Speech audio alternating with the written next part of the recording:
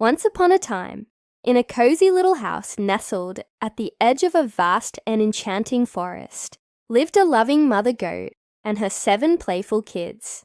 Their home was warm and inviting, with wooden beams supporting the thatched roof, and the scent of fresh hay and wildflowers always lingering in the air. Mother goat, like all mothers, loved her little goats very much. She protected them from all the wild animals in the forest. The mother goat was gentle, yet wise, with soft white fur and kind watchful eyes that shone with love for her little ones.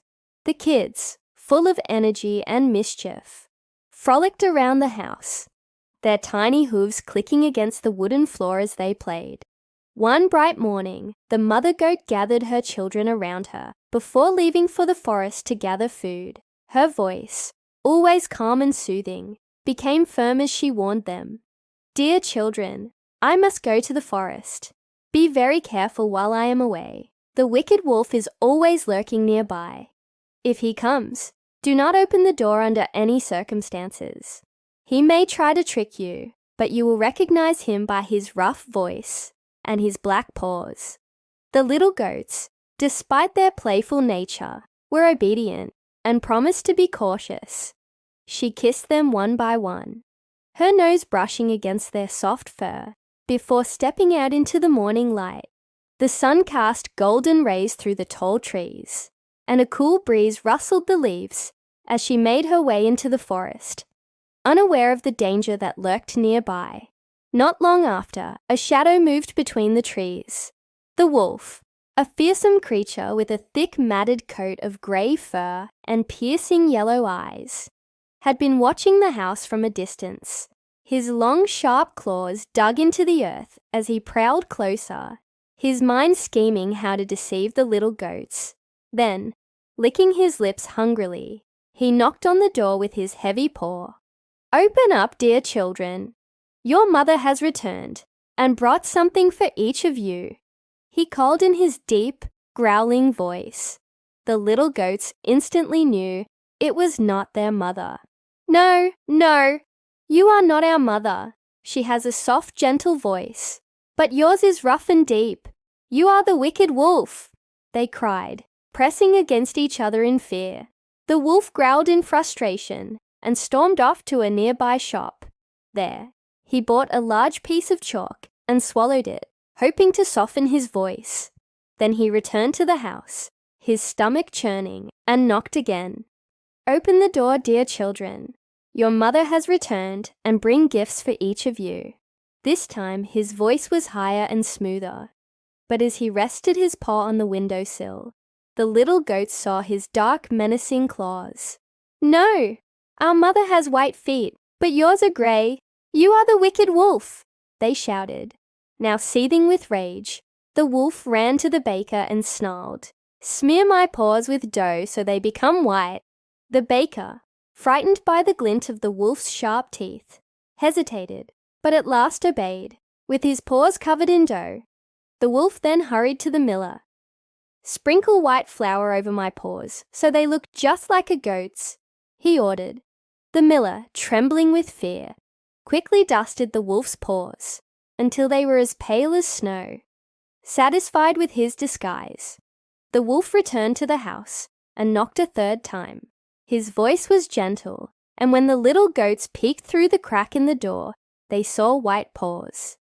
"Open the door, dear children. Your mother has returned from the forest with gifts for you." Their doubt wavered, and believing it to be their mother, they unlatched the door. In a flash, the door burst open with a deafening crash.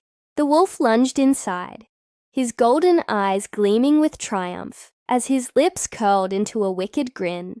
A terrible growl filled the house, sending the terrified kids scattering in all directions. One dove under the table, another crawled beneath the bed, a 3rd squeezed into the oven, one hid in the kitchen cupboard, another crept under the wash basin, yet another climbed inside a large chest, and the smallest, trembling with fear, slipped inside the tall grandfather clock.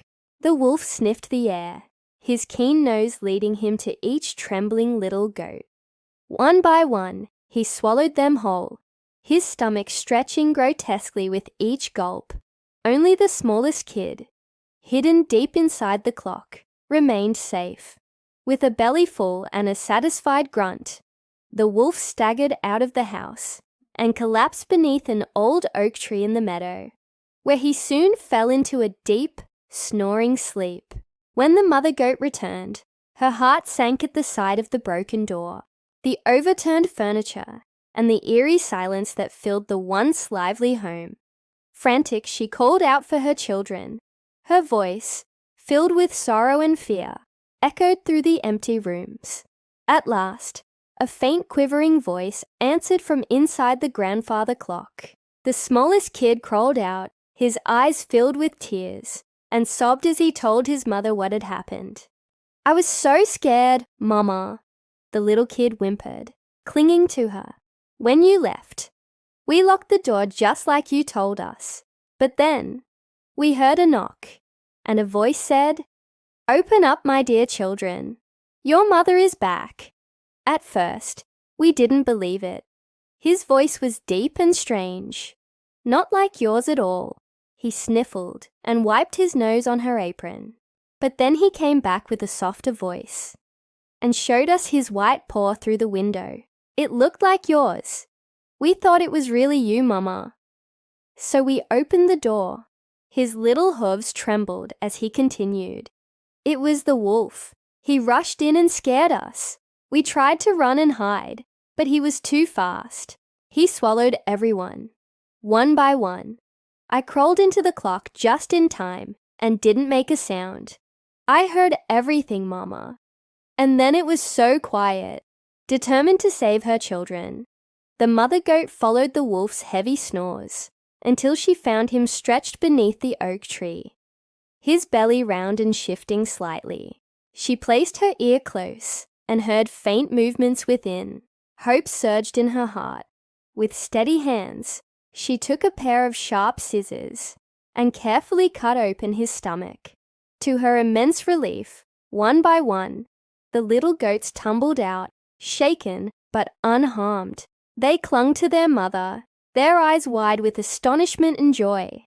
The mother goat, her heart burning with righteous anger, gathered heavy stones and filled the wolf's belly with them before sewing him back up. As the sun began to set, the wolf stirred, groaning. He felt an unbearable thirst and heaved himself to his feet, the weight in his belly making him sluggish. He staggered toward the river, lapping up water greedily. But as he leaned over the edge, the heavy stones pulled him forward. With a loud splash, he plunged into the deep water, never to be seen again. The little goats cheered, their voices ringing like bells in the twilight air. Their mother gathered them into a warm embrace, pressing them close, grateful that they were safe once more. From that day on, they never forgot the importance of caution and the wisdom of their mother's words. And so, in their cozy little house at the forest's edge, the mother goat and her 7 kids lived happily and safely ever after.